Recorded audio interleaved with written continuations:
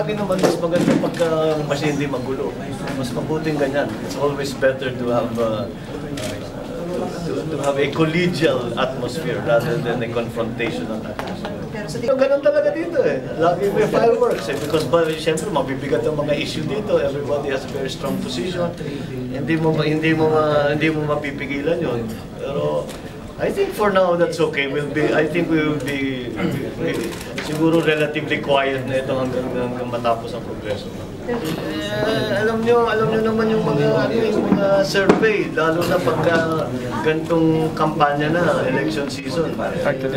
You have to take that with a little grain of salt. At saka ang katotohanan, kung eleksyon ang pinag-uusapan, kandidato ang pinag-uusapan, malayo-layo pa tayo.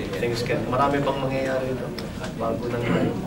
Pero education, sana na-apektuhan talaga yung image ng Senate sa mga dahil sa survey, bumaba yung rating. Well, kailangan tingnan ninyo, bumaba ba talaga ang rating o binababa ang rating? What do you mean, sir? Look, for example, if somebody is coming under attack by a certain sector, kasama yan sa laro, yung mga survey results, di ba?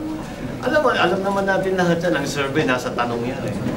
Nasa pagturo ng sample, nasa sample size. Maraming variables yan eh. Kaya kailangan yung mga pagtitignan mo, hindi mo titignan yung numero lamang, titignan mo kung anong nangyari, anong naging focus group, ilan sila, saan sila, etc. So, but then that's how gagawin mo yung survey lahat sa urban areas. Iba ang sagot kasi kung lahat rural areas. O kung lahat sa norte, lahat sa south. Ganun. May mga ano yan eh.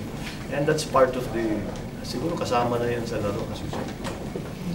Kaya kailangan pagmasdan ng mabuti. Kaya dapat nakangiti na lang kayo lahat at let us just watch. Is it necessary to change the leadership at this point? January 29, is it still necessary? Never mind at this point, is it necessary to change the leadership at all? That's the question. And then, which brings us to the next question. Again, what would be the purpose? If there is a purpose, well, I don't know. Kung merong mga gumagalaw para palitan ng liderato ng Senado, kailangan natin maunawa kung bakit nila ginagawa. Anong motivation nila? Kaya sa ngayon, hindi pa maliwanag eh.